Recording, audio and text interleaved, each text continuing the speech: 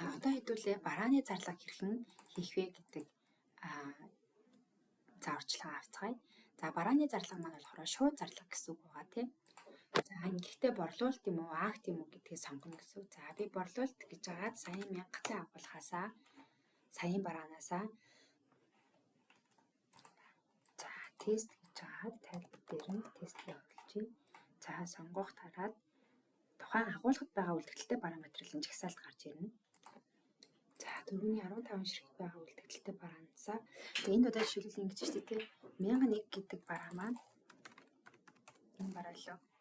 Энэ бараа маань жишээл 3 сарын 31-нд дуусах, 7 сарын 12-нд дуусах, 3 сарын 28-нд дуусах гэдэг 4 ширхэг, 9 ширхэг, 2 ширхэг гэдэг байгаа. Тэгэхээр бид нар энийг масаа харж агаад одоо аль хугацаанаас гарах юм бэ гэдгийг сонгоно гэсэн үг ч тийм. Тэгэхээр 3 сарын 28-нд дуусах бараанаасаа ингэ гаргачаа гэх юм бол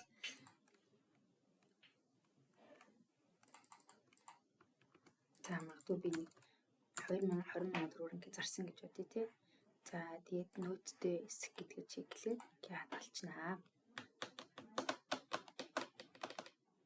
За амжилттай үүссэн гэж энэ баримтын жагсаалт руу ороод харъя. Борлуулалтын чинь энийг хэвлэх гэж дарангууд за бидний 2 ширхэг 20,000 төгрөгөөр за нийтийн төв нь энэ нийтдээ 40,000 төгрөгийг хараад ирж байна тий.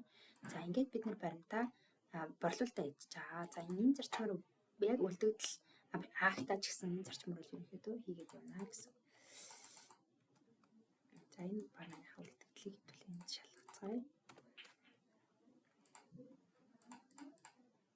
За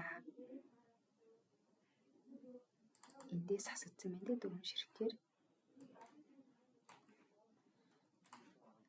За ингэж хэдүүлээ борлуулалт хийж үзлээ.